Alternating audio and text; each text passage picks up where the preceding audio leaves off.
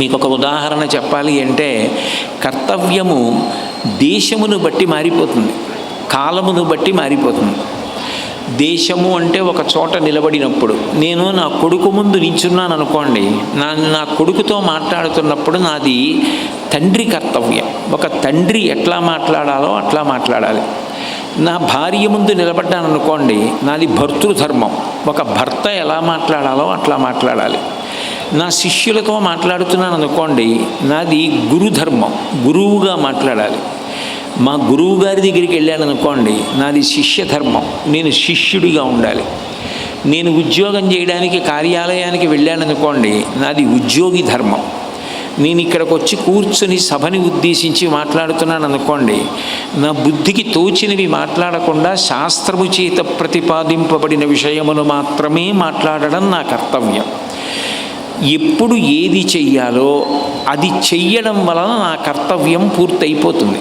అంతేకాని నేను చెయ్యవలసింది త్రికరణ శుద్ధిగా చేశానా, నా శక్తి వంచన లేకుండా నేను చేశానా, నా శక్తిని దాచుకోవడం కానీ, చెయ్యగలిగి చెయ్యకపోవడం కానీ, చెయ్యవలసిన దానిని ఇంకొక రకంగా చేయడం కానీ, అటువంటి పని చెయ్యకుండా ఏది ఎట్లా చెయ్యాలో అట్లాగే చేశానా. అందుకే భగవద్గీతలో గీతాచార్యుడు ఒక మాట అంటాడు, తస్మాత్ శాస్త్రం ప్రమాణంతే కార్యాకార్యం వ్యవస్థితౌ. ఒక కార్యము చెయ్యాలా వద్దా అంటే శాస్త్రము ప్రమాణం, శాస్త్రము ప్రమాణముగా ఇది చెయ్యవచ్చు, ఇది చెయ్యకూడదు అని నిర్ణయించుకుంటారు. ఇది చేయవచ్చు అంటే మన ఇష్టం వచ్చినట్టు చేయడానికి వీల్లేదు. ఋషులు ఎట్లా చెప్పారో, శాస్త్రం ఎట్లా చెప్పిందో అట్లాగే చెయ్యాలి.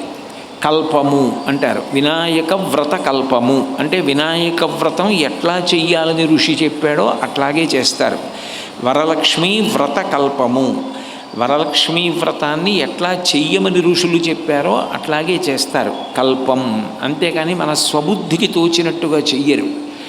కాబట్టి చెయ్యవలసిన పనిని ఎట్లా చెయ్యమని చెప్పారో అట్లా చెయ్యడం, ఏ పని చెయ్యమని చెప్పారో ఆ పని చెయ్యడం, మీరు ఏది చెయ్యవలసి ఉంటుందో అది చెయ్యడం, అక్కడతో కర్తవ్యం పూర్తయిపోయింది. నిజానికి కర్తవ్యం అంటే ధర్మం.